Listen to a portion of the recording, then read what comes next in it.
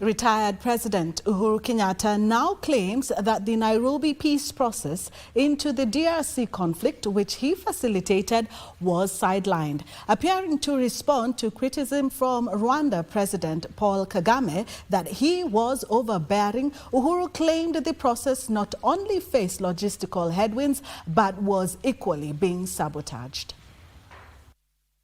An extraordinary summit of the East African Community Heads of State, convened last week by President William Ruto, the chairperson of the East African Community, saw Rwanda President Paul Kagame accuse former President Uhuru Kenyatta and Angola President João Lourenço of being overbearing in the DRC peace processes they led.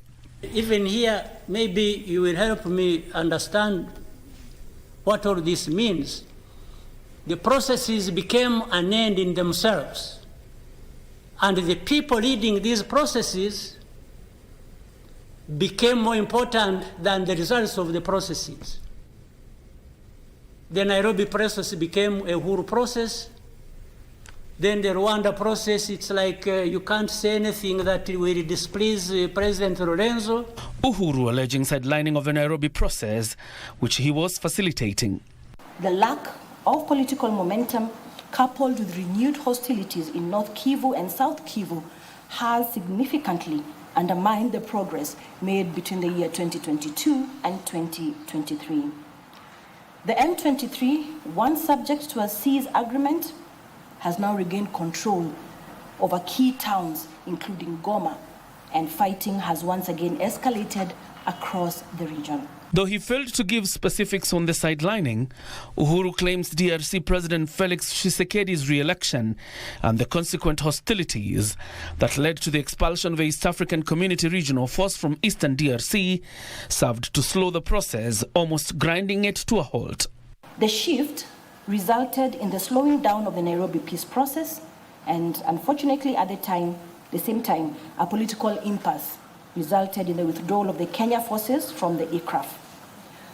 This suspension disrupted the momentum of the peace process, leading to a slowing down of the peace negotiations and a breakdown in military cooperation, and ultimately a resurgence of fighting in the region.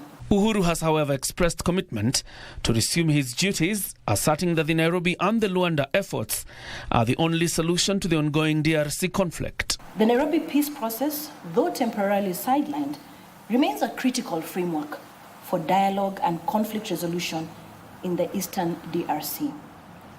The facilitator remains committed to finding pathways to peace in collaboration with the government of DRC, regional partners, and international stakeholders.